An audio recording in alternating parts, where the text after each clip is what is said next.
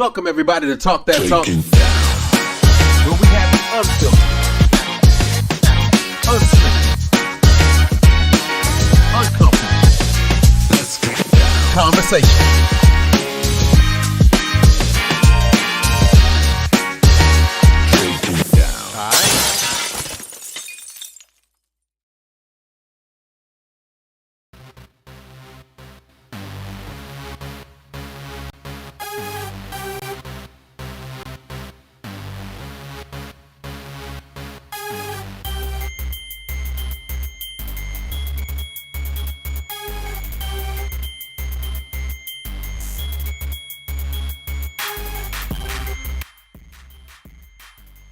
Hey everybody, this is gonna be a great show.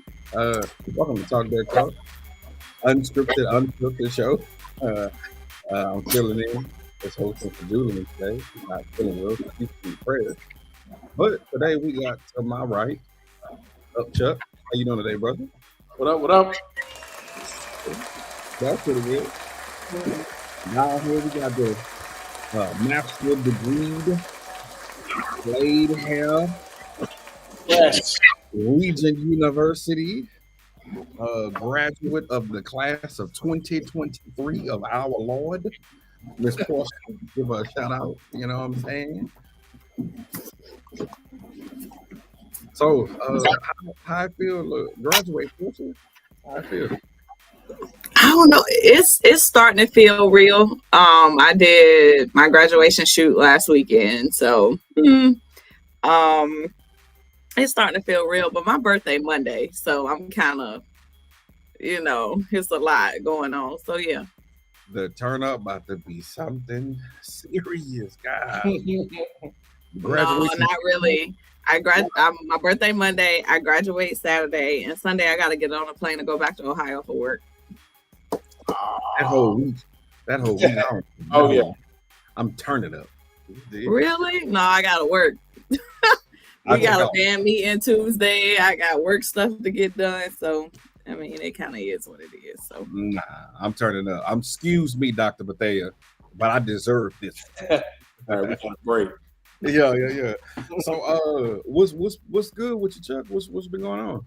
Man, I felt like after festival that I'd get a break, but it's just been on and popping. And, we do it to ourselves sometimes. But this month of May, I just got off of a booster meeting, and we've got something every week, every Saturday. It's insane. But it's good stuff, though. We got our banquet coming up. We have a local parade, Sucker Day Parade, which is a big community event. So we got that. Threw my kids into a spring jamboree because they earned it. They've been working hard, and so we had two kind of cancel, and so we had to find one to get in. So we got one in, and then jazz band's doing a community performance, and then my orchestra is playing the same night that the band is playing. So we got two band ensembles, orchestra and jazz band, like all in one thing. So it's a lot.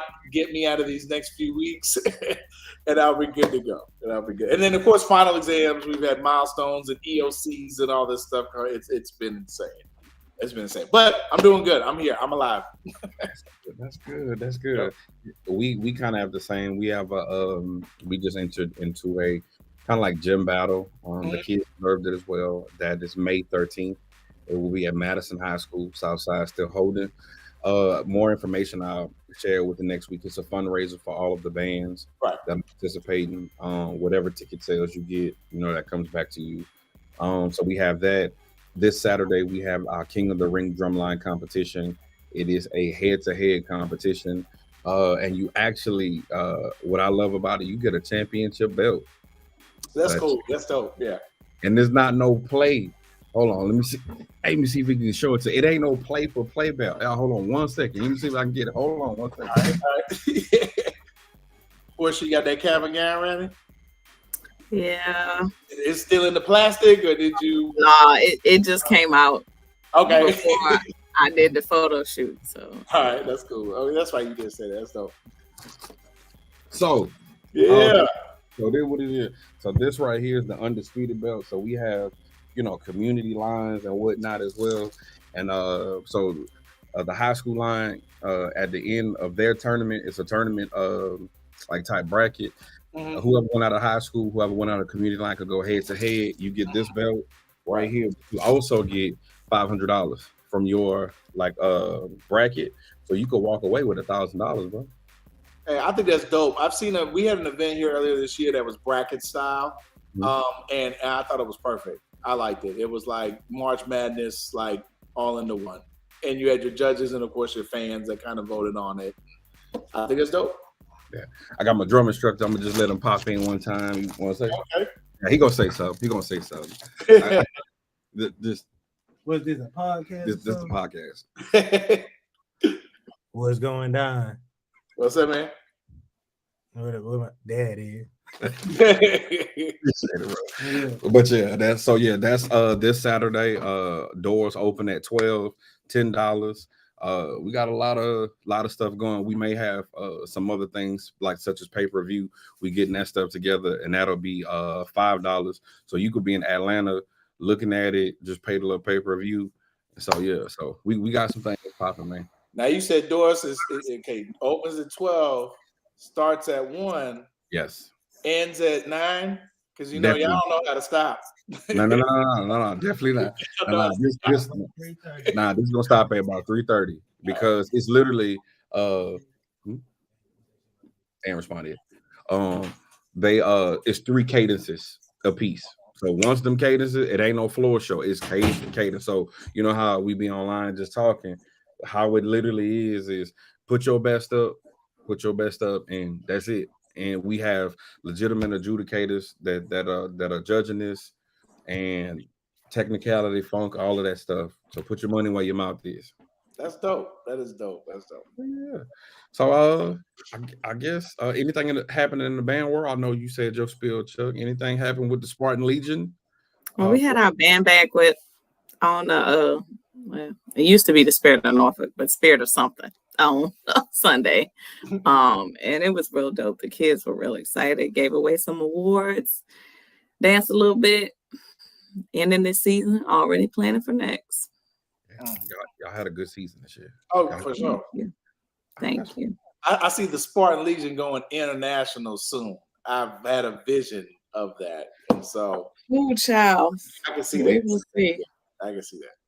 That's what's up. Spartan Legion in South Africa. Oh, Lord. Okay. What is it? What is Lego? That's a long plane ride. That'll be dope though. Well, if there's nothing else in that end, don't forget to hit that subscribe and like button. Again, this is Talk That Talk, the unscripted, unfiltered show where we talk about music, education, and all in between. Let's get into our first question tonight, y'all. So with graduation season, with Portia graduating and whatnot, we do have to ask this question. Do you believe that the goalpost has been shifted once again? Statistics show that at one point, high school diploma got you there, right? And then they had a lot of people of color was attaining that. Then it was like, well, you got to get a college degree. So then we got that. Then it was, well, you got to get a master's. And many of us everybody on this panel, and everybody for the most part that has been a panelist, has attained a master's degree. So now, do you believe for us to get in those places and spaces, we have to get a terminal degree, such as a doctorate of some sort? Also, shout out to Dr. Taylor from Southern University. He recently received his doctorate as well. But do you believe that the goalpost has been moved once again? And I'm gonna start with the recent graduate, Right.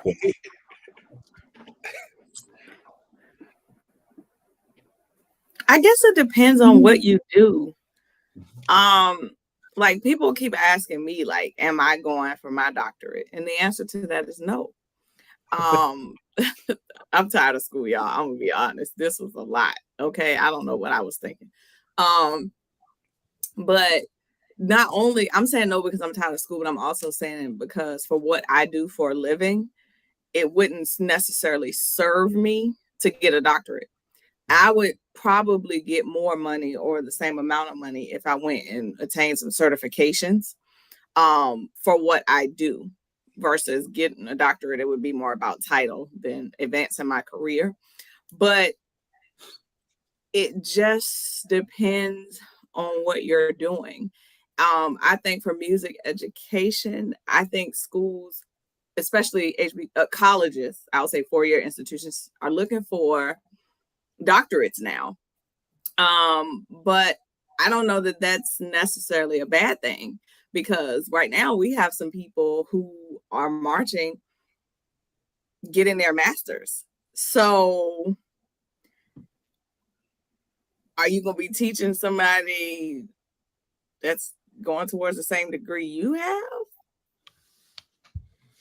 I mean, I don't know that that's necessarily a bad thing. You know, some people be like, I mean, goalposts might have moved, but I don't know that that's a bad thing. I mean, you want to be able to teach whatever level of student you have in front of you.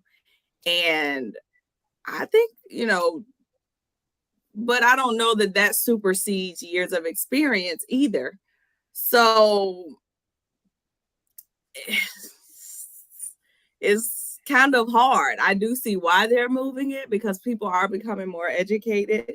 You know, having a master's degree before and teaching people, a lot of people weren't getting masters, but it is more, you know, more attainable. There are more people who have it, you know, now. So I understand you wanting the person in front of them having a doctorate, but then you have those people who have been doing this for 25, 30 years.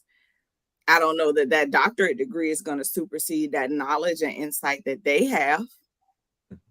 So I don't know, because Mr. B doesn't have a doctorate, but he's been doing this he's been at Norfolk State 23 years, and he was at Jackson before that. So I don't know that I think the goalpost has moved. I don't know that I believe that that's necessarily a bad thing, depending on the field and what you do. But I don't think that you should put that above on the job experience. But that's just my opinion. Okay. Not bad. I gotta, you know, when it's my turn, I'm gonna be like, But what about you, Upchuck? Man, I definitely feel that it's moved, but like Portia mentioned, that experience is priceless, because you've been there before. Being a military brat, my dad being a first sergeant, and another term for people that come in and enlist versus going to officer school is as a grunt, right? And he always would talk about these officers that would come in and be a higher rank versus the people that have done like 10 and 20 years in. And there's always like some dissension, you know, in the ranks. There's always an issue. And so, you know, I tell my students, I was like, if you marry the experience with the education and the talent, then you get what we call the LeBron James effect. You know, his basketball IQ is phenomenal, but physically he's a phenomenon, you know, in terms of his physical attributes and you know, just other things, you know, talent. He has the talent as well too. And so you know, I know our directors, or even before, some just had a master's degree, you know, and it really depends on where you are as well too, because we've seen it at universities where you got to have a doctorate degree to maintain the position. You hope that you have leadership in place, that you'll have maybe a director that has 20 something years of experience and a master's, that they honor that. But all it takes is a different administration to be like, nah, we're not going with that. Being honest, when I started teaching, I wasn't fully certified. And they said, hey, you got 3 years to get this done. And like Portia mentioned, there's so many different avenues to get a master's degree or even a doctoral degree. I was talking with somebody yesterday. I was like, man, it's like every other day, every week I'm seeing somebody, hey, I'm starting my doctorate, or I've earned my doctorate, which I think is great.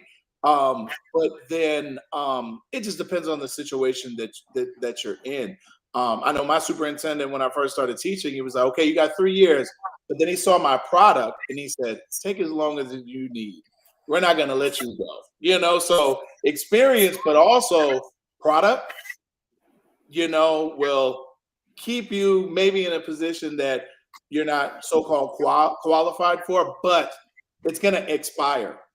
Sometime it's going to expire. So you can't always lean on that. So we've seen some people in positions, even currently, that have an interim tag. And that's because they don't have the qualifications to maintain that position.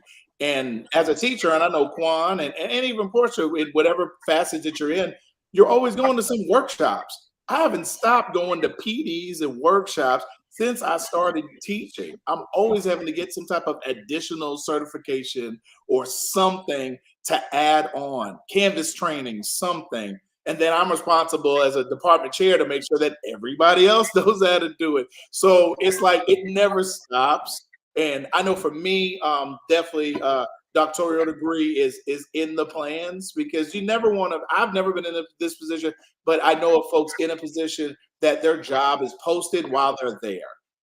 And that is I would be extremely uncomfortable as a husband, as a father, and in the position. I'm like, man, they're just gonna let me go anytime. I'd feel disrespected, you know? And so I know I can't operate that way. And so I think that we've seen some folks in some of these positions, and it's like, hey, it's great, and they're there, but they don't know the other side of it. You know, I was always told, and I'll end on this point for this conversation, that you don't know fully what it is to be in the position till you're on the other side of the desk, till you're driving the bus. It's a whole nother ball game in terms of responsibilities and things that you have to do that are so not related to what you maybe got into it for, you know. And so I definitely think the goalpost has moved, and I don't think it's going to stop. It's always going to be something else, you know. It's always, but that experience, like Portia said, is priceless. Is priceless. Well, for me, I think the goalpost definitely has been moved. I think we all agreed upon that. But for me, I think the goalposts have been moved for different various reasons. Number one, like you said, Chuck, there are many Black and brown people that are attaining terminal degrees now, right? But then I also look at it, we want, for our field in education, we want to have a decent living, right? A decent living lifestyle. And to get 6 figures, you have to have a terminal degree. Oh, for sure. And that's just what it is. And also, Portia, to your point, I agree. Mr. Bethea, I thought it was Dr. Bethea. It was Dr. Bethea, right? Okay, I'm gonna call him Doc anyway for this time, you know. But even like with Miss Stephanie, there's no way if I attain the terminal degree, I'm gonna walk in that room and be like, yeah, I'm Dr. Miss Stephanie. Like, you know, I'm not, first of all, I'm kind of scared of her. I definitely went through that, you did. But out of respect for what she's put in, I definitely wouldn't do that, right? But I believe that at the end of the day, we want to have a lifestyle. So to even get to those positions, you have to set yourself apart. So you need a DME. You know, I know now there have DMEs, which I don't knock that either. And because I had opportunity to start that program at Liberty and various institutions. First thing they told me was like, hey, you need a residency, bro. Like that may not be the best look for you. But I see people getting them now, and I'm like, I could have got mine 4 or 5 years ago. But nevertheless, some of those spaces, and I'm gonna just be honest with you, specifically for HBCUs, we can't get in those spaces because most of these people are dying in the seat that they're holding them because they're tenured even with a master's degree. So you have to do certain things to separate yourself. And let's not speak about tenure track. Like once you attain a terminal degree, because you want to make money, and to attain tenure track, you have to push certain publications out. If your performance, you may have to do record an album. You have to do specific things to ensure that still growing and learning, even with that terminal degree. Um, but I'm gonna say this: people don't know that you're supposed to have a certain amount of doctors in your department to be accredited. Yep, the whole year accreditation. Okay. You know what I'm saying? So it's certain things that gives and takeaways that we could speak about specifically for HBCUs. But I'm gonna be honest with you, we want to get in those positions, and we honestly, it seems that we have to have a terminal degree to even be looked at. But overall, for the question, has the goalpost been moved? Yes. I believe once you see the advancement, and I'm gonna just put it out there for African Americans, it's moved every 10 years or so for us to get in those places and spaces. I know a professor emeritus, he doesn't have a doctorate degree, but you will never question his expertise like you said prior to. So it just depends, man. Right, and to piggyback what you just said, like with the accreditation, and of course the research that you have to do, you have to be part of those committees and doing a certain amount of research, for XYZ. And the reason why we always see this question on here, folks maybe not in the field, like, oh, why don't we have HBCUs with doctoral degrees and more master's degrees? Because you don't have enough that have the master's degree from, I'm not going to say substantial, but from universities that have prepared you for these things and doctoral degrees in order to, have these, like Portia was mentioning, you have to have a professor that's above in terms of degree and experience to have all those things. You can't have somebody with a master's degree teaching doctoral classes. It doesn't work that way, and so that's why we don't have them enough, even at prestigious programs. Amongst our HBCU communities, or they're not advertised as much because you can't hold all, the amount of people to be in these. You don't have enough teachers, to teach these things and stuff like that. So, I definitely just wanted to piggyback on that, and that's why we don't have enough. So I was always told, hey, get a different experience. Go to a PWI if you came from an HBCU, or vice versa. Get a different experience so you can see how other people are successful, but in a different environment, and that makes you more marketable. That's what I was told. I'm gonna say this, and y'all share your final thoughts, but I know it's kind of off topic, but I could do it today. I kind of feel like, and I'm gonna just put it out there, I kind of feel like when it comes to HBCUs, we don't get that nod of approval until our Anglo brothers and sisters nod us first, and then they accept us back. Yeah, I mean, that's real. That's a real feeling. You're right. So I know. Like, to your point, Chuck, you was like, a different experience. I just look at it like, nah. Sometimes we have to go to those schools with the doctoral programs and then endeavor through their rigor, and then they'd be like, okay, now you can come sit at our table because we want to learn what you learned.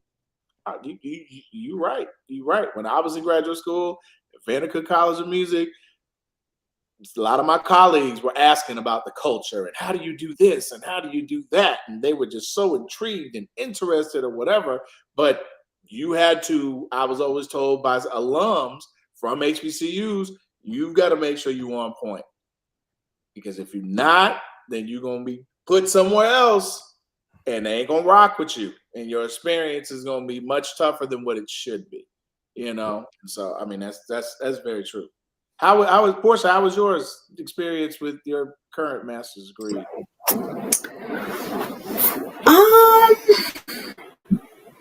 It was all online though, right? So I wasn't really. The first time I went on campus was when I went up there to take pictures on Sunday. But what I will say, is there echo? What I will say is, it was a different experience, okay, and how things are just structured, how they're run. But what I will say is, I had some teachers at Norfolk State that picked my writing apart. So even though it's been all those years, I was a rock star in this program. Okay, I got 2 A minuses and all is the rest are A's. And they were like, oh my God. Like every time I called a school for something, they're like, wow, look at your GPA. Now, don't get me wrong. It was tough. It was 8-week courses. It was a lot going on. But what I will say is I was challenged in some different ways. Like when I tell you, I took an accounting class that made me rethink this whole program. I was like, good Lord Jesus, maybe this ain't for me. But what I will say is some of the rumors are correct. And y'all probably not going to like me for saying this, but anytime I needed some business handled, boom, I got an email today saying that my degree shipped and they sent me an electronic copy. Y'all want to see it? I can request a transcript tonight, and I will have a digital one tomorrow and a hard copy by Monday. If I was to do that at any of the 2 HBCUs I attended, I might not get it to the end of the month. Just being honest, that's a fact. So when it comes to the business, you are 110%. It's like Chick-fil-A, financial aid. Hey, it's my pleasure. I ain't never heard so many pleasant people. Now, we'll say this is a Christian school, so I don't expect you to be nasty Nancy. But what I'm gonna tell you, it was top notch. It was some struggles there. But your refund check will be deposited this day at this time. Is there anything else? We recommend that you don't even take this much because you're gonna have more left. It's crazy. We have a special guest, the doctor. Hey, the doctor's in the hey, the doctor's in Yes. But yeah. And so this was, I think I wanted to experience getting a degree somewhere else. Plus, they were close. My job had a discount program with them, so that was, a thing. But I wanted to, get a degree from somewhere else. Not to say that if it was an HBCU close that had an MBA program that I wouldn't have tried to go there. But, I just wanted to see, plus it was all online. I had thought about VCU, but they wanted you to come up there a couple of times a year, and that just won't gonna work for my lifestyle. You still got green on, though. I still got what? Still got green on, though. You ain't changed colors from your undergrad to I know. It's some green in there, But yeah, but it was a good, experience. It was a little different. I don't know if it would have been even more different if I had to go to class on campus and sit in class, but it was a different experience. I mean, they still worked you, and I will say that Norfolk State University prepared me to write a mess out of some papers because I excel. Thank you, Norfolk State University. Quan, do you feel that your undergrad, I know this might be another question, but it just popped in my head. Do you feel your undergrad prepared you for your graduate? Yes and no. Okay. Yes, because, at HBCUs, if nothing else, they build the character. They may not build. I don't want to sound like I'm bashing, but there's certain gaps academically. I'll say that. But for character, Prairie View will teach you there's no such thing as quit. You have to finish. Work ethic. Yeah. And I think with all HBCUs, we know that this is to be true. Wherever you go, you don't just represent you represent the people. Right. Yeah. As well as when you present yourself, you represent the people. And you have to do 10 times better just to be average in that world, because there are certain avenues in favor that they may have attained that are privilege that you will not ever attain. So you don't want to ever be the quote unquote token.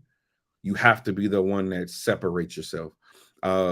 You spoke about writing papers, Portia. My professors, my undergraduate time, literally say, man, the things you say are so like heartfelt. It's passionate, but you need to work on your academic writing.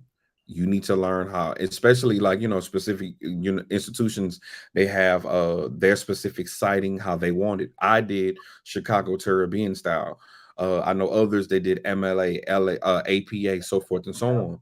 So then there needs to be more academic writing and the undergraduate aspect, as well as preaching to students. Your GPA, not just in high school matters, but in college matters. Your undergraduate matters, your graduate matters, your interviewing skills. Like, there's so much other things that we have to learn outside of just pencil and paper, brick and mortar thinking.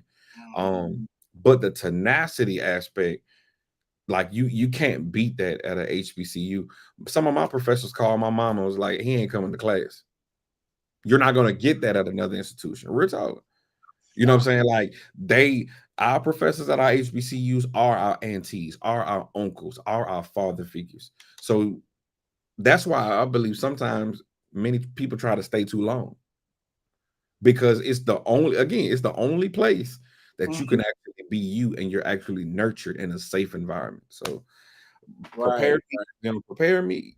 They did, because you can't tell me no. And if you tell me no, you got to explain to me why. Yeah, no, I can agree. Especially like when it came to some of those academic pieces that you mentioned. At Vandercook, we had a lot of people that did the undergrad and then went to grad, but local universities and really all over. And the way that they did things on the instrumental side is that the same amount of time that you spend on your primary, on your principal instrument, you had a secondary on top of your piano. So I was seeing people like beast on a saxophone and then turn around in another ensemble, jump on trumpet, and be just as good as and better. And I found out that it was because of the contact hours. Do you know how many weeks, I won't say even semester, that I had on one woodwind instrument when I was in undergrad? I had 2 weeks on flute, 2 weeks on saxophone, 2 weeks. I didn't even have a double reed when I was in undergrad. So I had to do that in graduate school, but I'm looking at other folks that, yeah, I play the bassoon or I do this or whatever. So I'm at home with these essential element books, going through them, like bothering my neighbors. Like, it's okay, baby, keep doing your thing. Like, it's so that element, or even don't even ask about like Pieware or any of that stuff, because we didn't have a music tech class. I had to learn that stuff on my own and by hand, hanging out with my band director. So in a nutshell, like, I totally agree. Like, the grit and grind and the focus. And when it came to certain elements, like when it came to conducting or even playing in an ensemble, I'm like, I'm home. This is easy, But when it came to some of those other academic pieces, like when I took my advanced woodwind class and she gave me the oboe fingering chart blank, and that was one of our tests. And I'm just like, all right, this is a whole nother ball game. But it may be better. But it was tough. And I'm looking at other people like they've had multiple years doing some of these things. And so I totally agree with that. Our HBCUs, they give us the grit and grind to survive anywhere, but sometimes when we're in some of these other, environments, we realize that maybe some of the areas that are not as tight. Most definitely. All right, man. I think that was a good first topic, first question. Again, for everybody that's listening, don't forget to like and subscribe. Welcome to Talk That Talk, the unfiltered, unscriptured show where we talk about everything HBCU, music education, and more. We got our Chuck, we got our recent graduate Portia. You know what I'm saying? Let's get to question number 2. Let's see your wave, your graduate wave. Da da da da da da. Can I be honest with y'all? I didn't even want to walk. My mama told me I had to. You better walk that walk. You better walk that heels. Got your heels? Yeah, I'm wearing some wedges. I'm a little bit too. No. Hey, no. I see that stole too. That stole fire. You seeing that stole? The guy that made it. He's the Spartan Guard coach. Okay. He made it. Yeah. I'm gonna need to hit him up. Yeah. That's dope. Okay. All right. So question number 2 tonight, y'all, is our advanced degrees for HBCUs are PWI. again. So our advanced degrees, are they for HBCUs or PWI? Portia, you went first, so let's go with Chuck. I don't know. Maybe can you expound on that a little bit? I'm a little Portia, Right. I had questions. We had the school we do like. So this is a question from Julian. So I'm gonna just make up what I think he about to say. So I'm assuming are these advanced degrees is it for the benefit of us, or is it benefit to say we should be on the same playing field as a PWI? That still don't get y'all clear? No. I get it. It does. The way you said that, like, I only can speak for me, and I say for me, it was to obtain knowledge. I had mentors that attended that school and then did research that other mentors attended.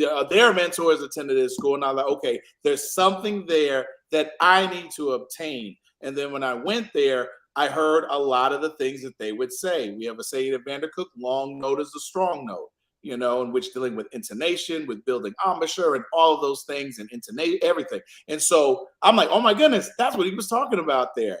I've been hearing this since I was in high school. And so for me, it was to obtain knowledge. And honestly, at first it was like, all right, I want to advance and make some more money, but it was really the knowledge, because I felt that there was areas that I could improve. And I know the more that I get better, that my students get better. And so that's how it was for me. It was never to receive acceptance from the other side or anything. No, never that. And I don't believe that should be anybody's reason, because it's not easy. Like Portia just said, I'm done with school. Like in my mind, you ask my wife, of course, I finished in the pandemic, so I didn't get to do my last summer.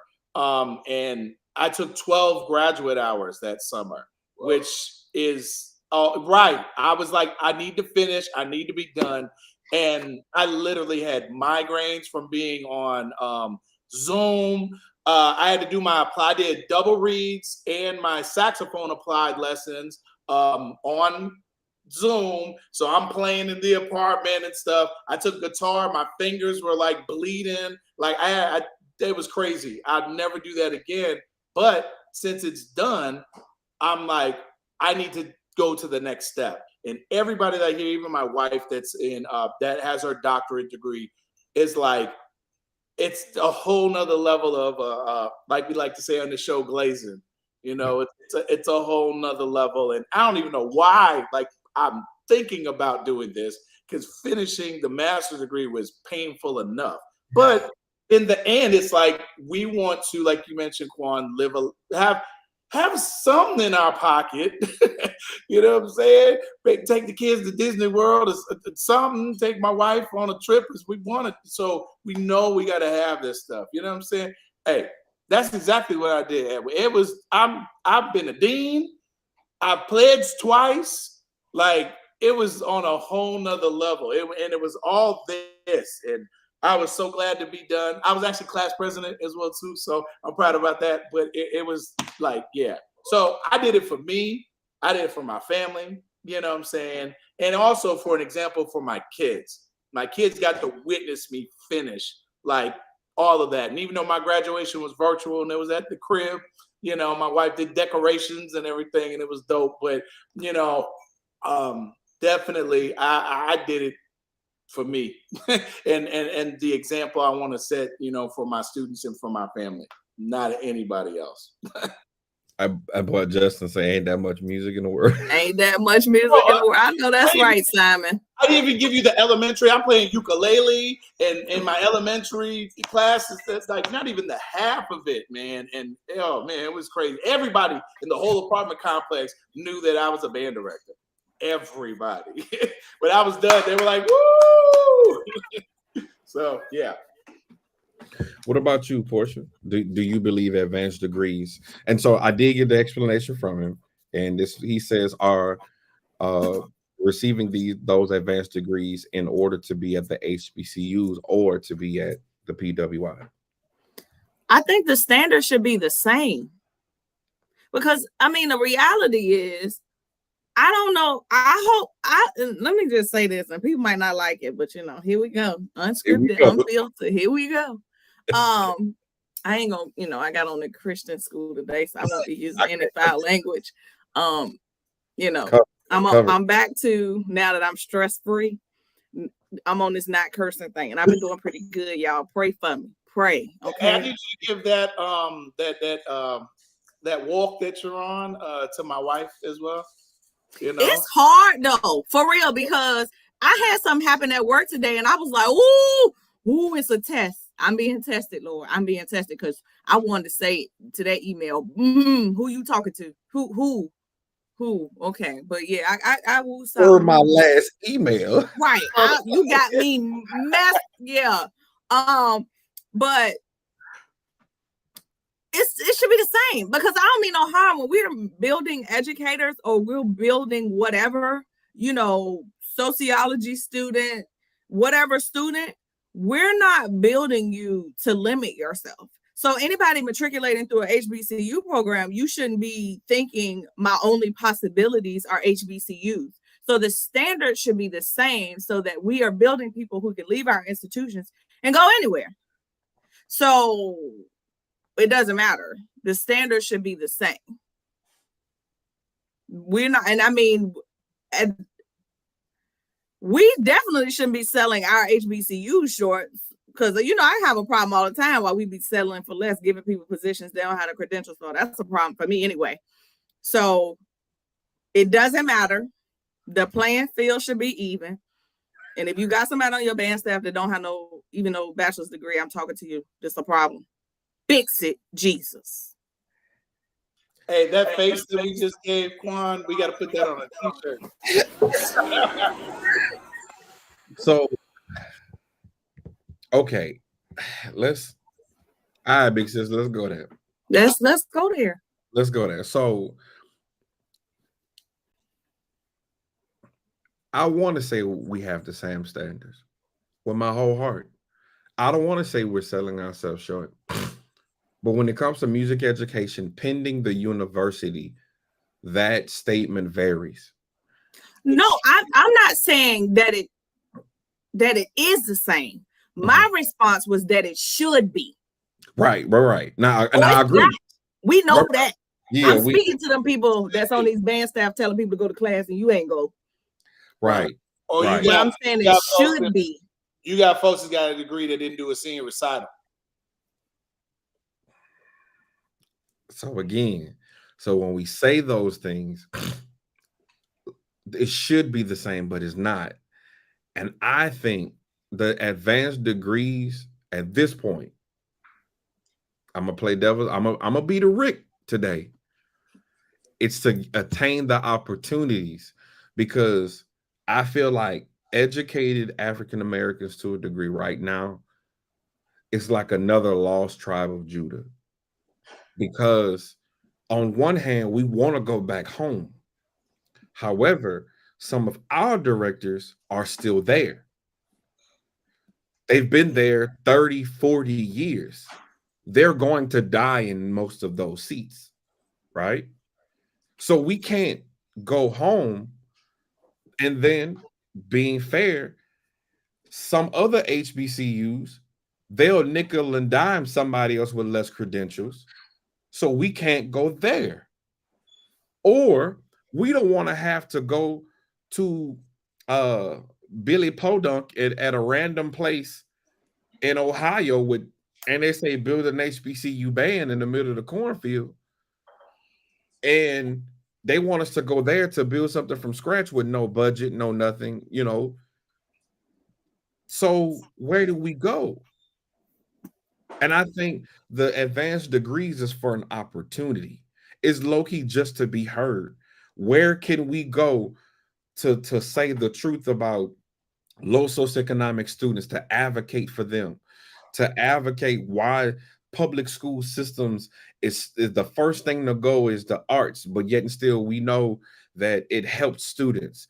Like, where do we go?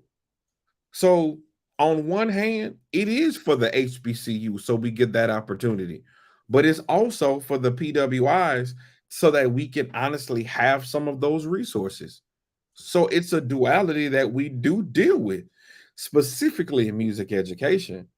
Because if you graduate, and let's be honest, if you graduate from Harvard, you could go anywhere. Right, right.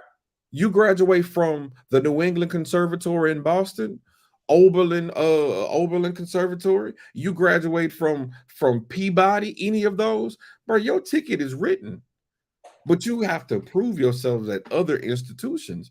That's why many people saying PhD loading, because you did 15, 12 years in the public school sector, but you got to deal with admin.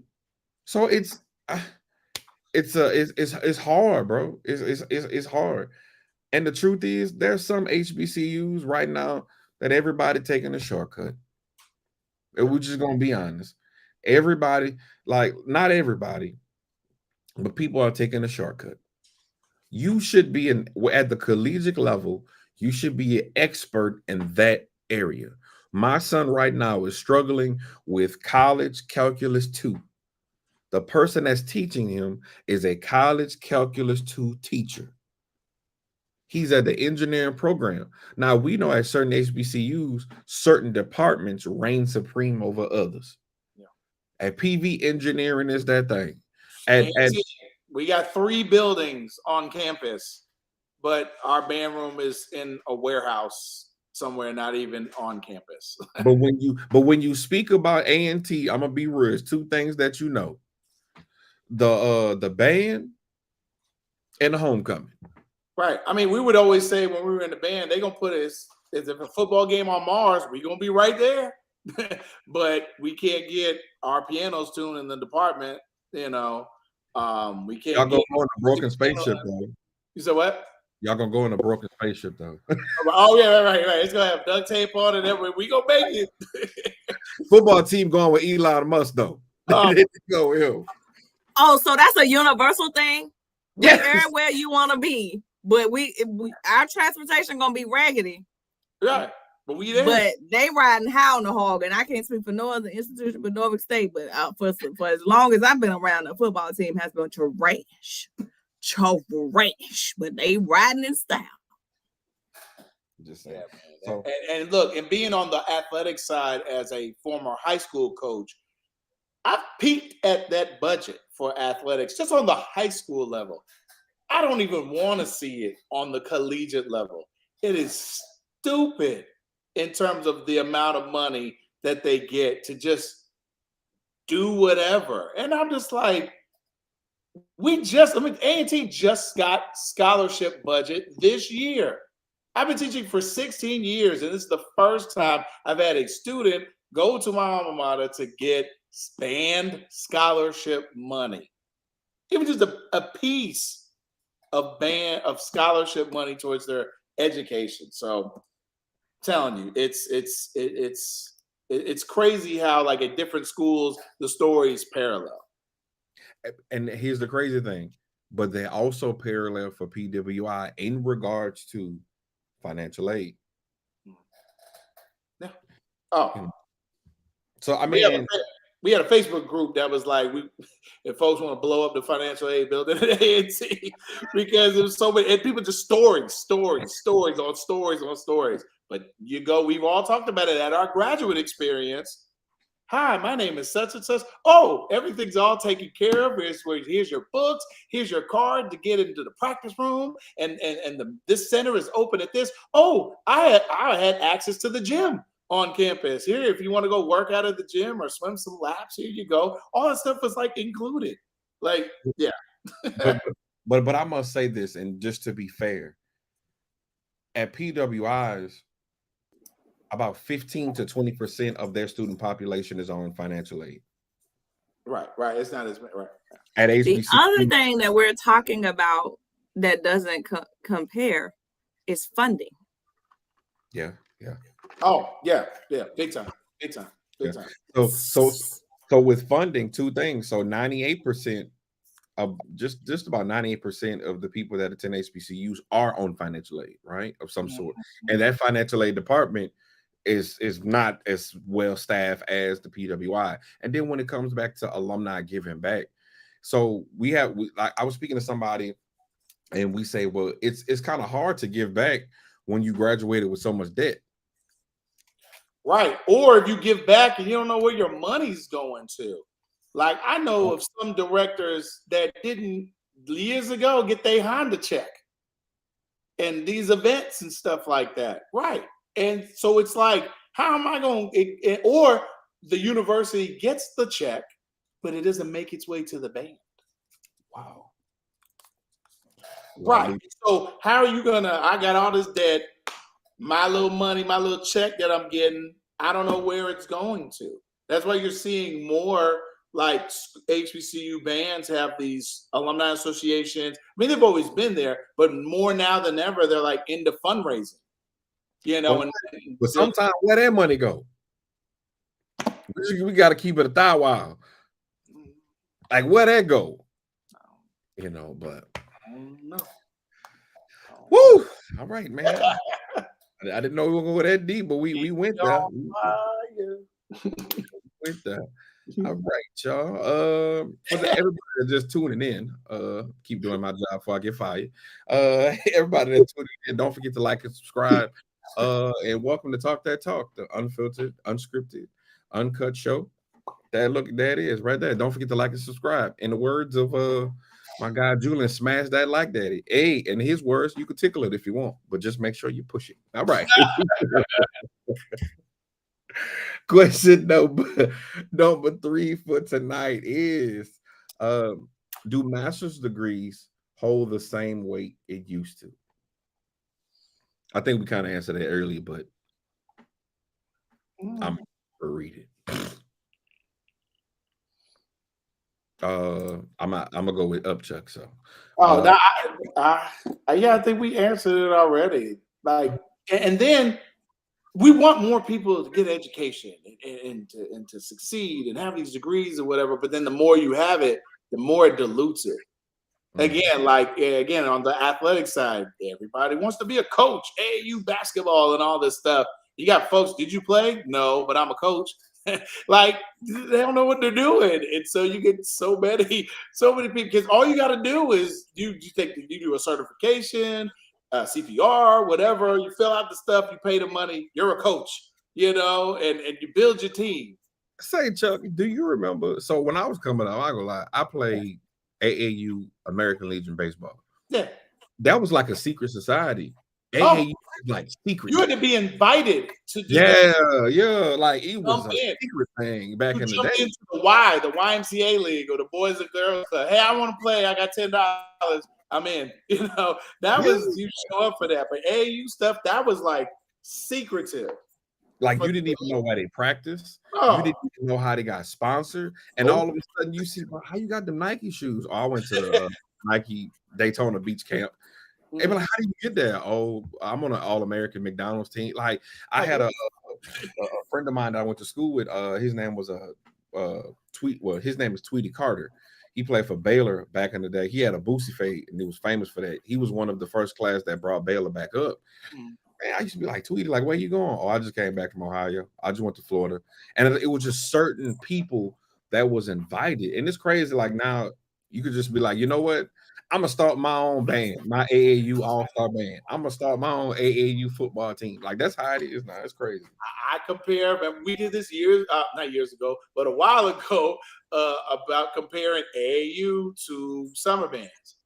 It's like the same concept, you know, which can be good in a sense. When I coach, my assistant coach was the AAU coach.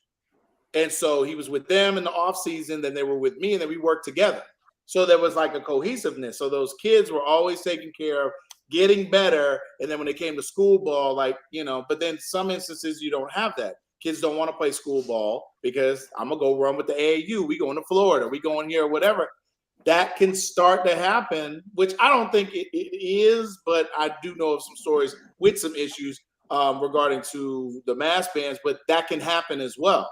If a student's like, hey, I'm going to crank up with this group and I ain't trying to hear what the school director talking about. Like we got a few kids that are in my school that play in the local drum lines, and they are not in the band program, with me for whatever reason. I'm like, hey, good luck. I'm here as a mentor if you need me or whatever. I'm not upset about that, but I'm like, hey, like we used to value the whole school, like being a part of the school team, and so I think in those instances, it can cause friction, Well, I'm gonna say to this question though, it depends on what you do. I think they have diminished some. What I will say is you can't see, I can't even say that. I was about to say you can't be a college band director and I have a master's degree, but or we could say the master's degree in your area. Yeah, I don't even want to go down there. What I'm gonna say is that only at HBCUs though they do that. I'm gonna just leave it at that. Okay. I'm gonna just say I know it depends on where you are and what you do, because I truly believe the fact that I was in that master's program helped me to get the last promotion to director that I got. So to me, it does hold some weight, especially because I'm one of the most educated people on my team now. My manager only has an undergraduate degree, and she making. So I think to Edwin's point, advanced degrees are becoming more expected these days. And I can only speak for corporate America. They put you in a better position to be successful, which is one of the reasons that I went after it. Y'all in that education field, I'm gonna say it again, kudos to you, because they want y'all to have a whole lot to make money. And it ain't that way over here. Right. I was looking at somebody that's the band director now, but they got their master's in cybersecurity. And they talked about their starting salary, just starting. And I'm like, wow. Like, it's not even attainable for public schools unless you got 30 something years in. That's crazy. What I'm telling y'all, them salaries they paying y'all is a crime. Nope. Yeah. No. DJ Casper says something that's I think is important. The more people of color closes the gap, the goalpost pushes forward. Yeah, I think that's a real thing. Yeah, I agree too. That's what I was saying earlier. So, what's the ABC advanced degree? But we all about to learn something new tonight. Well, you dropped that, but I mean, with me and DJ Casper, like we agree on the same thing. Once you see people of color advancing and catching up, it's kind of like the starting line. You see people getting the start line, they push it back. So we agree on that. Yeah. All right. If we ain't got nothing else, we're gonna go to the next and final question for the night. Right, here we are. Education, all this education. Here we is. American Band College. American Band College. Who's that? Right. I gotta do some research. I feel like I've heard it before, but I can't definitely. Hey, what if that's like a real joke he talking about? Like just being a band head, and that's what it's called? Like we really over here talking about advanced band, American band. Nah, I'm about to look it up right now. Yeah. All right. So the last question for the night, but let me do it the right way. Hey, if you just got in, don't forget to like, add, subscribe, talk that talk, and subscribe to the Passion Is Network. No, it's a real college. Oh, for real? I ain't know, bro. Google it. All right, I'm looking. Yeah, that's what I'm doing. Yeah, so all of us research. Like, yeah. Is it in Oregon, Ashland, Oregon? I ain't going there. I see. They have a professional development. John Mackey is going to be there. All right, I see that. They got some legit folks on here now. Yeah, I didn't know. That's but cool. Oregon. Let me tell you. Speaking of that, we played Portland State my freshman year in Portland, Oregon.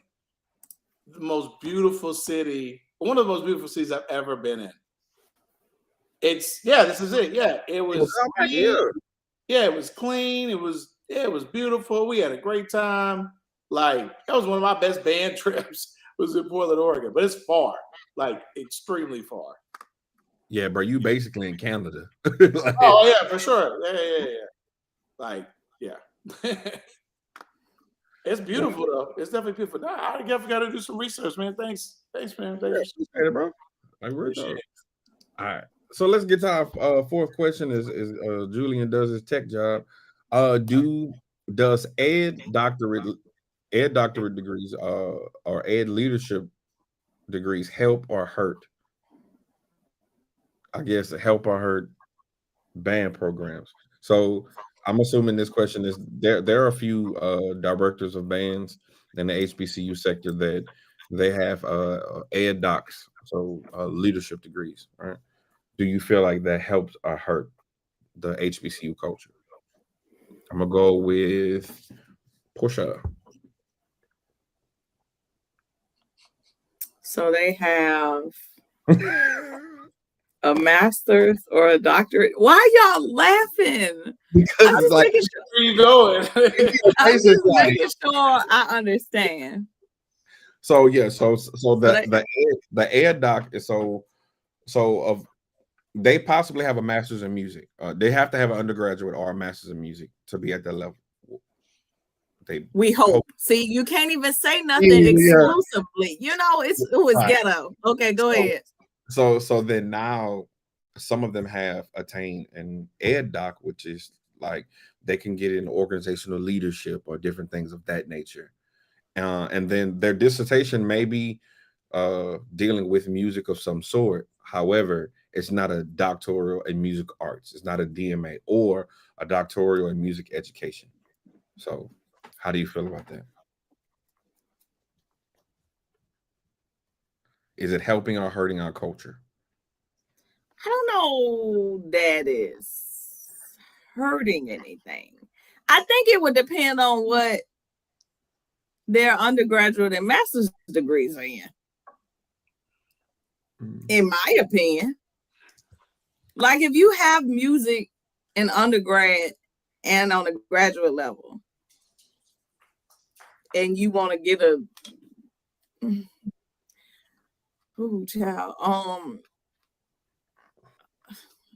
educational leadership. So are you? Yeah, we do it all the time in corporate America. You can have a doctorate in anything. I ain't getting one, but you you can have certifications kind of all over the place, depending on where you want to move. I don't know that I think it's harming anything. As long as it's in addition to, I'm gonna say 2 degrees in music. I mean, because you're speaking to somebody who's working for a band program whose director doesn't have a doctorate. But I think we're doing all right. So if he got a doctorate in educational leadership, I don't know that the legion's gonna go downhill. So, I mean, but he also has an undergraduate degree and a master's in music. So I don't know that it would be to our detriment. He got a educational leadership doctorate. I don't think it's hurting anything. I think it would be weird if you got an undergraduate degree in sociology and an MBA like me, and then I went and got an educational leadership doctorate and say, hey, let me run your band program. That's a little strange because I got a doctorate, but I don't know nothing about this music. So that's a little strange. I think it would matter in the perspective of how the totality of the education of the person. That's how I say that. Y'all making me. And I mean, that's just my opinion. I think it matters on top of what they already know. Go ahead up, Chuck. Let me know what you think. I'm over here. No, those are all great points. I think about it. My wife has her doctorate in educational leadership. She is a mental health therapist. And so, but with that advanced degree, it's allowed her to be in leadership positions. I know for people within the music department, if they have that ed leadership, then they can maybe sneak in the interim chair until they finish You know, that because again, I'm chair of my area, and one of the reasons why I was able to get it for performing and fine arts at my school because I have a master's in music education. And so a lot of times you'll see chairs like they have a specific area, but then they're over all the other ones. Like I think my first chair was an art, you know, was in the art field in fine arts. And so that happens sometimes. But again, like if we're talking specifically in terms of the music department and you're looking to train students on the master's level, doctoral level, and we know on the doctoral level, at least, you know, we know that it entails a lot of research. You're having to do that anyway while you're a professor at a university. And so, you know, I hope if you are teaching classes, like there's some director of bands that all they do is band, university band.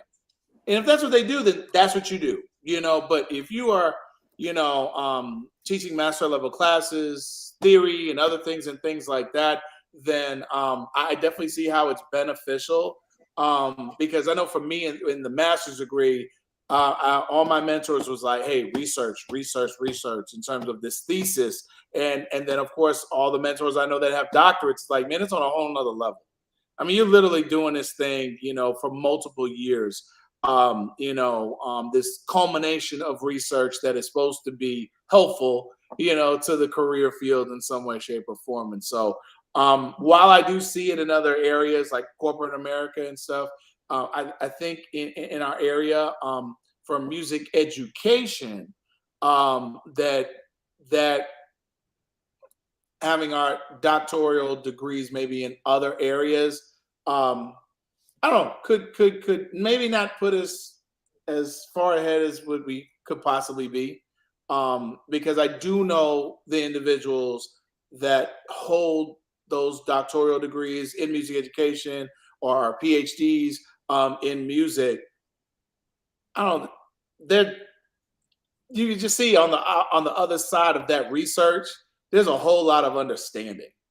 There's a whole lot of understanding and thought that I wouldn't even, I'm like, man, I ain't never thought about that. Like, and then the contact hours, like, especially if you graduate from a school of music, I mean, they're not playing any games. You you in the cut for real, you know, and when you come out with that, you are an expert. You are an expert in that area. So I think there's advantages and disadvantages, but personally, what I don't like is folks in these collegiate positions that have a master's in education leadership or education and they're director of bands or things like that. You're missing a whole element that your kids are missing out on. And again, it's no slight to any individual, but I was always been taught to respect your craft. And with that, that's learning as much as you can in that area to pour into your kids. We don't know it all. None of us do. And these programs are out there to help us and to get better. It's how you apply it. It's how you apply it. So we wouldn't do that in the medical field. You're not going to go with somebody with a half a degree in the area or just a bachelor's and I'm going to do surgery on you. That's not happening. You know, but we got folks flapping their hands and I'm the band director. And, you know, they struggled in some of these areas, you know, that are considered basic things that we're supposed to know in our field. So as a person that's had to go to school and go through these things and the trenches and build programs, I take offense, you know, to it. I take offense to it because you're not going to do it in other areas, you know, just like the parent that wants to be a coach and doesn't know how to teach a zone defense or a motion offense. Like, just watch the game, bring some orange slices and some Gatorade, and support somebody that wants to learn, that knows these things, and that has studied these things. So, yeah. The orange slices are important. Yes. So in my opinion, let me preface by saying this. If a person has it, you know, that's their business. I think there are some great band directors that have ed docs, but in my opinion, kind of to Portion's point earlier, if we're going to push the standard, in my opinion, you can't say you're an expert. Like the rigor that it takes to attain a DMA or DME, you're basically saying is I've dedicated my life to this specific craft, and that there's no specific wavering. Um, and in my opinion, if we're going to train more educators, then that's what we need. I think the problem is what we're setting up this generation, this next generation for is we're telling them to take a shortcut, in my opinion, respectfully. Uh, because like to your point, Chuck, you're not gonna ask a person that only has two years of medical school to do surgery on you. Um, that's unacceptable, in my opinion. And then, to a degree, some of those people that have, those ed docs for the masters, for the master's degree, how are you even able to teach at the collegiate level, for faculty? You're just a band director at that point. So then what are we teach? Then what are we showing the kids? How, if you're a great arranger, but you don't have that credential, then how are you going to sit down with 8 to 12 music majors and say, hey y'all, we're going to create an arranging class and do this you know this form of pedagogy and arranging and composing, if you even know the resources to attain. So I don't knock nobody that does it, but for me, that's not my standard, you know. And so when we speak about sitting at the table, the band directors from the past, they didn't take shortcuts like that. Dr. Greggs didn't have an ed doc, you know. Dr. William P. Foster didn't have an ed doc. And if he did, correct me if I'm wrong, but the masters of music that Professor Edwards had was from Michigan. Like, they just had a different, they knew what they wanted to do, and they were willing to, give their life towards that craft.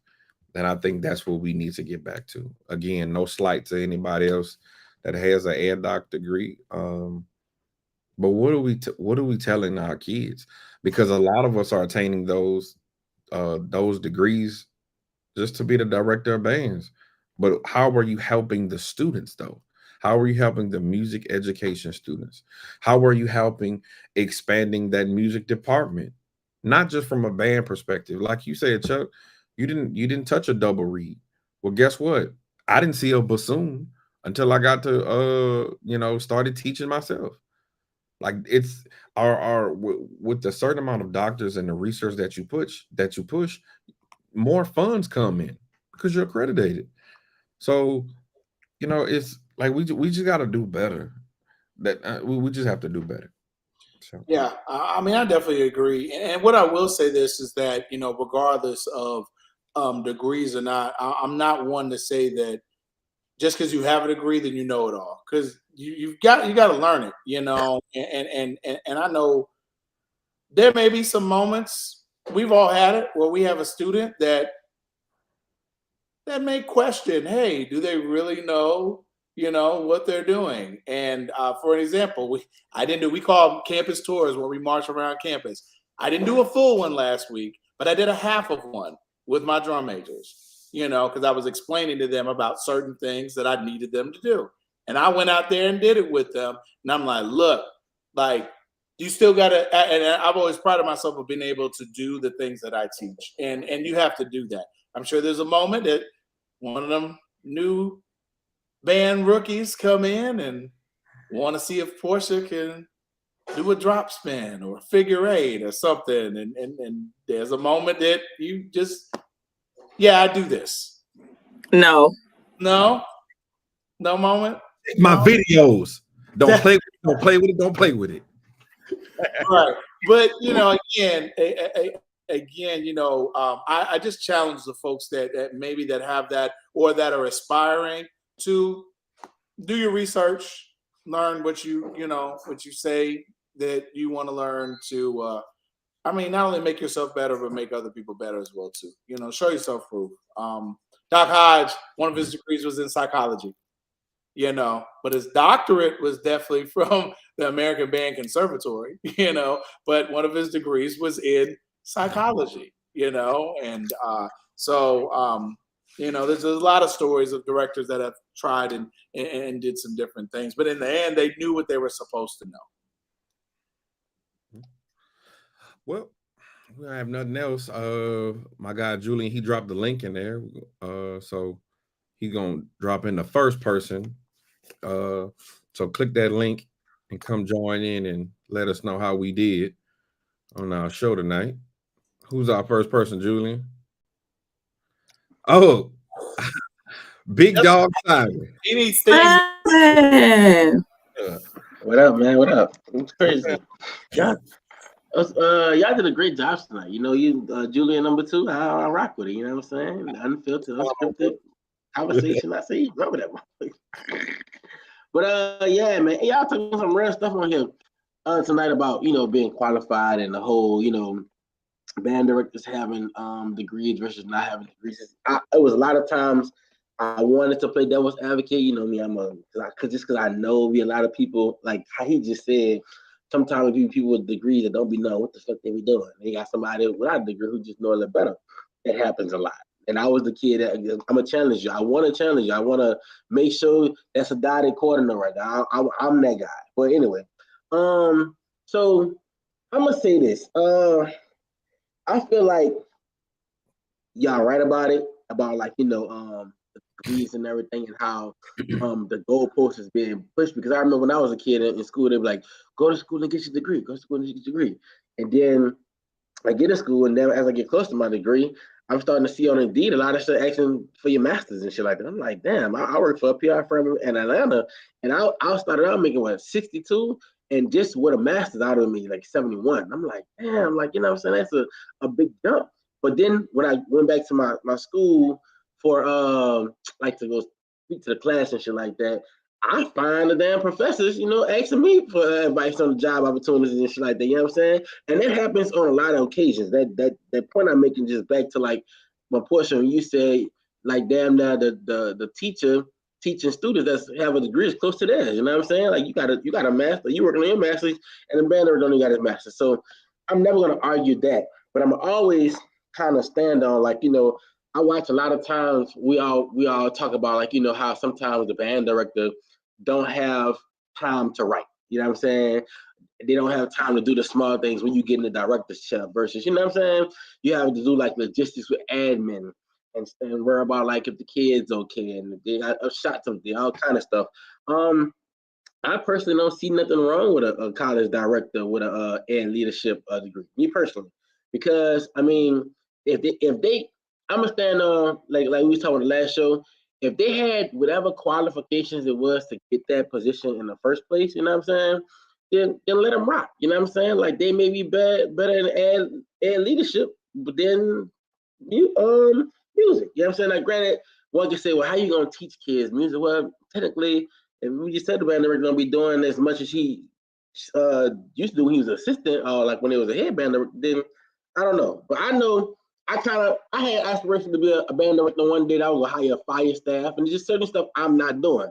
But when I think about it, I'm gonna say, damn, I need to start to do this just in case one day I don't show up or something like that, or So I'm never gonna be combative and say it, but I see it a lot. So I'm gonna just say, let them rock, let them do their thing if they're being successful. Because what I also hate to see is the people who don't have degrees and stuff like that get accused of not having degrees be doing a better job than people with the degrees. You know what I'm saying? Or how you say, Quan, people be dying in the seat. It be time for people to go. They just be entirely old. You know what I'm saying? And so if somebody get a job without the certifications and they're younger, they'll get more hated on than somebody who just holding up a spot. And he ain't that motherfucker until he die. You know what I'm saying? So it's just tomato both ways. But that's kind of Simon, on a college level, it's not tomato. Higher education. The people I'm not wavering on that. Yeah, I'm talking about the exact degree. So like a master's in education versus a master's in music. You know what I'm saying? Like you have a master's, right? Some directors don't be having that. That's, I don't know. It depends. Yeah. but that's a big difference though, bro. The reason why I say that is because a master's in education will give you the general aspect of education, how to build curriculum, so forth and so on. But once you get to those advanced degrees, you're dealing with specific aspects in music that that should that you should be teaching an undergraduate for how to teach, like different methods, different things of that nature. When it comes to education, just bottom line, there's certain standards. So for example, if I have a master's in education, yeah, I could teach at the collegiate level, right? But I can't, but I'm not supposed to, I can't be on faculty in the music department. Where you gonna be That's at? like, Adjunct or something like that? Or like what? Like a No, regular you'll be professor? in athletics. You'll be in student life. yeah, All the areas. So if I got my undergrad in music, right, certified to teach, went to high school, and I get my master's in administrative whatever the fuck, it's just not in music. I may have thought that, you know what I'm saying, that would have been better for what I'm trying to do. Let's say if I know for sure this college is going to hire me, if as the head band director, whenever I get a master's and I got my bottom half of music. Now, quite, I can't argue when you say stuff like the stuff that you earned while you was getting your master's. That's the stuff you should be teaching the college. I can't argue with that because it sounds factual. You know what I'm saying? But then I'm always just go back to, we know a bunch of people just got damn degrees in, like, where you got it from. Then another thing, let's not act like we don't know what these whole masters and stuff. Who were the fools giving out masters nowadays? You know what I'm saying? So why tip Wyoming University got a master that you paid for over line. So now I got somebody who worked for their master's degree, like you, Quine, and I went got my master's in music from Y tip online, really just paid a couple racks for it, and I'm still fucking up into it. I'm still shutting a guy who know what he's doing with his admin masters. right. So, but I think the difference is when it comes to the music educators will be like, but they have they still have a master's in music. Now, I may not respect their teaching and tutelage, but at least I'm looking at it. It was a fair playing field. I think that's the difference now. And what I learned about, and I learned this last week, the definition of fair does not determine the outcome, though. So it's like, but was the playing field fair? Prime example, if I just bought a Canon camera and I say, well, I'm gonna get just as much followers as Justin, you're gonna look at me like, shut the hell up. You didn't put in the same work as me, traveling to those specific places and specific areas that you did to brand Smash Time Productions. So you will look at somebody like me like you're playing like you're a videographer. You're playing like you're this person. That's how we see those individuals who say, well, I'm this for this title, but you're not advancing the music department because that's your main thing. It's getting to the point where now bands will start shifting to athletics because their staff don't have the credentials. Like, that's bad, bro, to where your band is separate from the music department. Right. And then the people that are music majors, they lose out. They lose because out. They're not credit anymore. There's not accredited. What'd you say you learned yesterday? What say that quote again? It sounded like fair and fair. That's what I got from it. I mean, yeah. So no. It says the definition of fair does not determine the outcome. So it's like people be like, well, we want to be fair. Okay, we can be fair, but that does not mean just because it's fair, it will fall in your favor for that specific outcome. So for example, like with diversity, equity, inclusion, people say we should get rid of it because it's another aspect of affirmative action. Well, if me and Portia have the same credentials, they may go with Portia because she's an African-American female. Diversity, equity, inclusion. So that's fair, but that it didn't go in my favor. So it's, you see what I'm saying? It's like fair. Right. I get it. I get it. You watching people who just elevate their way to the top of the elevator. You took the stairs. You got them there. I get it. And I just hate that it be sometimes the people who quote unquote, I ain't trying to find find out who got a degree. At the end of the day, what's your product like? At the end of the day, we can tell if that degree really matters. You know what I'm saying? Like I watch people who quote unquote get the call that they ain't certified or just their positions get talked about, but they be doing a way better job than people who been doing this shit for 30 million years. You know what I'm saying? So like I think that balance I think the people who in a position and qualified and still doing a fucked up job need to get as much criticism as the people who quote unquote ain't got the qualification but doing as good of a job. You know what I'm saying? Because that's I feel like that's worse. You got what it takes. You know better. You still fucking up. You know what I'm saying? Or you just holding out a position till you die. So I agree with I agree.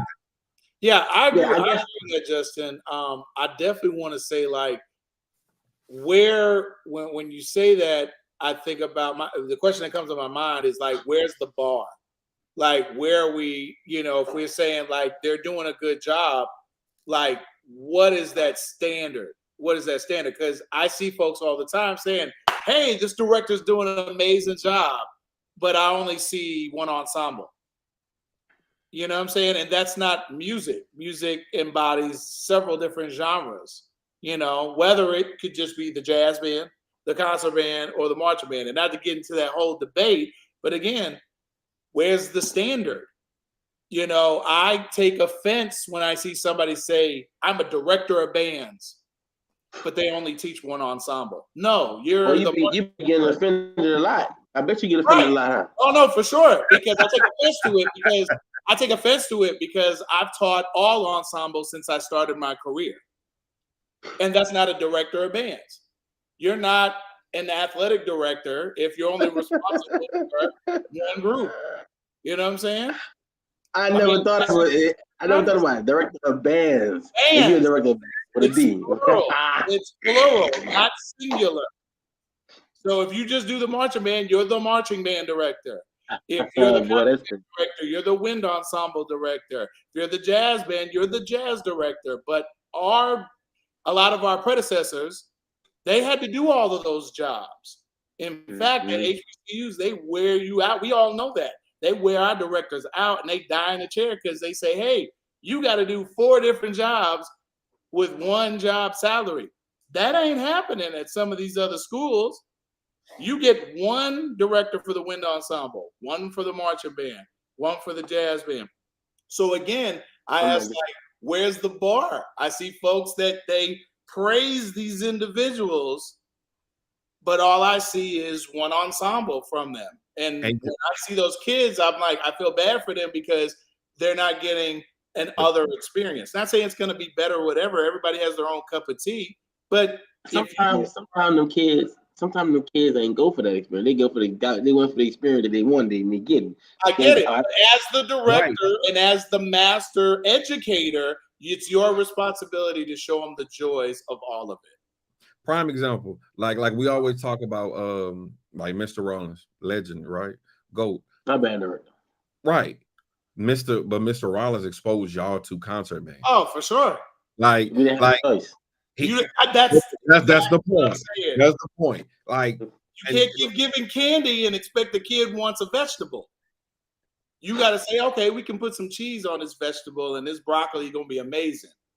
Like, you know what I'm saying? But that's the mind of the master educator, not the person that's out there and you can have fun in all of it, So again, I know for me, like when I my question is just like, where's the bar? You know what I'm saying? Where's the bar? Here's the crazy thing. I feel like for HBCUs, the goalpost moves pending the person. And I feel like in this real reality world of music, the goalpost is moved. I feel like as African Americans, the goalpost is moved. It's like we're always chasing something, because you're right, Justin. I don't hate on nobody and I don't count nobody pockets. So if you got the job, you got the job. However, there's certain things that certain band directors, and I'm gonna just say preference this for young band directors, that you have to honestly mature through before you get to some of those levels, because now with social media, your shit will be all over social media about, misappropriation of funds, having inappropriate relationships, if you're not able to develop a sense of maturity and professionalism with that job, that's just one aspect. We're not even diving into training other music educators for the reality of what they're about to walk in urban areas. If you're an African American music major right now, please don't think that you're about to get that 300-piece band that you writing for in your dorm room, because you're not, bro. You possibly gonna get that 12 people band that's down the street that you have to possibly build that had 30 band directors in 15 years. And that's 5 working instruments. that's actually a real situation that's down the street from me, bro. You just start an all-star band and then your band sound better than the college band. Well, you Because they ain't getting paid anyway, you know what I'm saying? So might as well start like the question they said. Last thing I want to say if I get out here, I keep that actually. Y'all went to North Carolina this weekend, man. And just went rocked out with some of the high schools in the Greensboro, Raleigh, all that area right there. Central doing a good job over there, and NT, like my God, they're talking about their band blast already. Like he was talking about when I was there. They got a lot of be dumb stupid this weekend. I also Portia, I was watching my videos. I'm an analyst, I'm a student of the game. I was watching my flag videos and I said, Portia, so let me tell you what I noticed, right? So I'm like, every time we talk about the flag debate, I still like it. But y'all are very good. I noticed that, okay, so boom, like when a girl twirl the flag, right?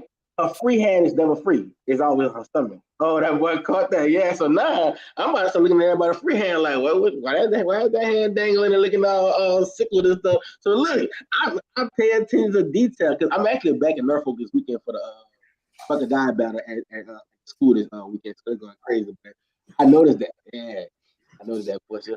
Fine. Did you watch Cold Steel versus DOA? I saw some of it.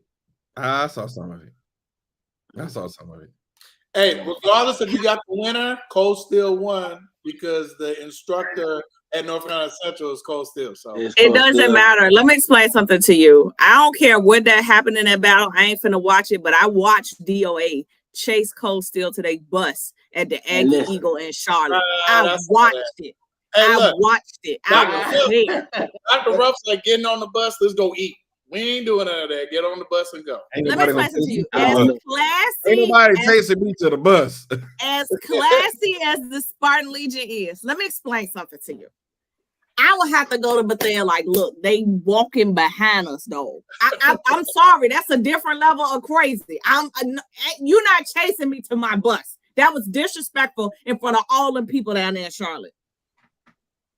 I ain't miss Aggie Eagle this year. I'm letting y'all know that night. Because I seen this weekend. It's going back to Greensboro. They messed up. They should have kept it. It was super dope at Panther Stadium. It was in NC State.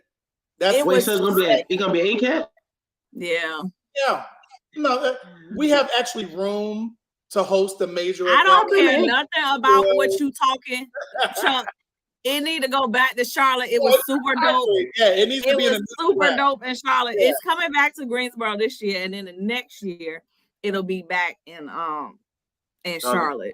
Yeah, it needs to be neutral ground. Yeah. And I just think because of the amount of people that was there, and I'm sad because me and my peoples was planning on getting a suite this time, and I was with all people that went to Central. I don't care. I had on Norfolk State stuff, had a blast, but. They got chased to the bus. I don't care what happened with now. You got chased to the bus at the beginning. So they lost in your book already, unfortunately. That was, I ain't gonna lie, that's probably one of the best drum battles I've seen in a long time. But they need, just looking at how all these drum sections, they need drum stuff. Like they need more drum stuff. Like I get tired of them beating on stuff for the song and the music, but 1,000 cadence. But so drums kind of, I think we could dedicate the spring semester to like HBCU drum event. You know what I'm saying? Because like they really. Every camp I went to, look at y'all at damn Norfolk, 200 drummers. They had about 200 at Century this weekend. Yeah. All right, y'all, that's my time, man. Y'all did a great job tonight. And yeah, I'll let y'all later. Appreciate it, big dog. All right, y'all. We don't have anybody else in the guest room, so we're gonna wrap this up as usual. Any final thoughts? Graduate Portia. Go get it. You want another degree, go get it. I ain't getting a doctorate, but I feel like anybody that want to should go get it. I support you. You can make it to the end. It was tough, but in the end, it'll be worth it. So if you thinking about it, go get it. If you working with on a college level, go get it. Show your students. Matter of fact, if you already there and you ain't got it yet, go get it with your students. Show them that I'm gonna be the example. My thing is be the change you wish to see. So that's it. Chuck, any final thoughts, big homie? Man, I totally agree. My dean used to tell me, do what you got to do to get to where you want to get to. Point blank and period. And so we have to do that. And I love, Portia, what you just said. Do it with your students. In my beginning band class, I sit there, play the clarinet. I am not good on the clarinet. That's my Achilles heel. I play anything else in the band room, but I don't play the clarinet. And so I'll sit down there, go through the book with them and just go, and they can see that I'm vulnerable. I'm human as well. And I can learn as well too. And I believe when your students see that, then they're like, okay, yeah. I used to love when my band directors used to pick up their horn. Oh goodness, like it just inspired me. I was watching Miss Sanders last night playing at her gig, and chatting with her back and forth. And I was just like, man, babe, you hear that? Talk to my wife. You hear her tone? She's like, I don't even know what that means. I was like, does it sound pleasing? She's like, yeah, she sounds good. I was like, that's exactly what you want. So yeah, she's a beast. I love it, and we used to see faculty recitals. Right. Like it's so inspirational. You're like, all right, let me shut my butt up because he just played the stank out of that instrument. Mm-hmm. And I think for this year, my students, those girls seeing me in school, seeing me leave and say, I have to go do homework, seeing me say, I'm tired, but I have goals to reach. It's been a long, I'm going home, it's them seeing that I'm not just saying you need to be doing these things. I was doing them. Yeah. Practicing what you preaching. Yeah. And that always, one of my mentors say, best way to lead is by example. You ask any of the kids that I ever taught, I always ask that question, even in the hallway. Best way to lead by example. And so that's it. Most definitely. Well, my final thought is, like y'all saying, in the words of one of our most famous Alpha brothers, be true to what you said on paper. So with that being said, y'all have a good night. Don't forget to like, add, subscribe to the Passioneers Network. Don't forget to tune in this Friday to the Diary of a Band Director Lady. Is it Band Director Lady? I said it right? Diary of a Lady Band Director. That's cool. It's my dyslexia. It's cool. All right. Anyway, y'all have a good night, man. All right.